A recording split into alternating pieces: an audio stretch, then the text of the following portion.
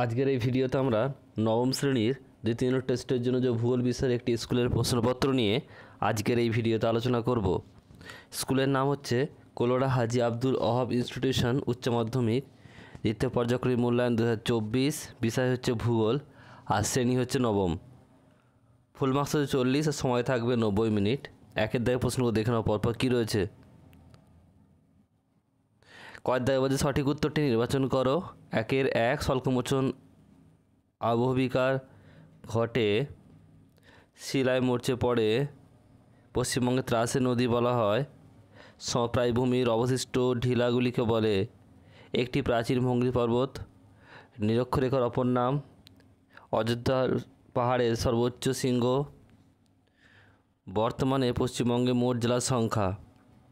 ক্ষয়ের দাগের একটা ডেকান্টার শব্দের অর্থ কী? ডেকান ট্র্যাপ শব্দের অর্থ কী? গ্র্যাভেল কি? মরু অঞ্চলে কোন প্রকার আবহবিকার দেখা যায়? আশ্বিনে ঝড় কোন ঋতুতে দেখা যায়? এরপর রয়েছে দেখো গয়ের দাগে শূন্যস্থান পূরণ করো। সর্বোচ্চ দ্রাঘিমারেখার মান -ডিগ্রি। স্তূপ পর্বতের অপর নাম ড্যাশ।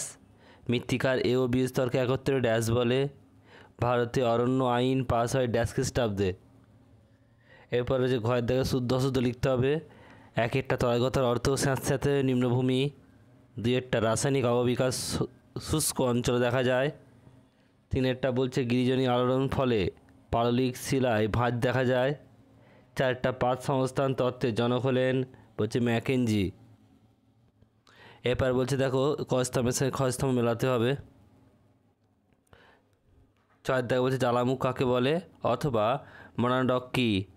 2 নগ্নিভবন কী অথবা জনক শিলা কাকে বলে? 3 প্রতিবাদ স্থান কাকে বলে অথবা মূল মধ্যরেখা কাকে বলে? 4 কালবৈশাখী কী অথবা ল্যাটেরাইট মৃত্তিকার 2টি বৈশিষ্ট্য লেখো।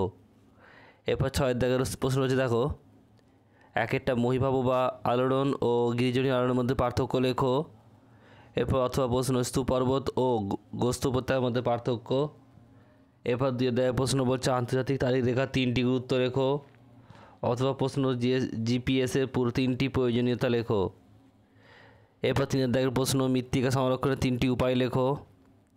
অথবা প্রশ্ন রয়েছে যান্ত্রিক আবহবিকার ও রাসায়নিক আবহবিকারের মধ্যে পার্থক্য লেখো। বর্গীর জয় প্রশ্ন কী বলছে দেখো। 1 পশ্চিমবঙ্গের উত্তরের পার্বত্য অঞ্চলের ভূপ্রকৃতি বর্ণনা করো।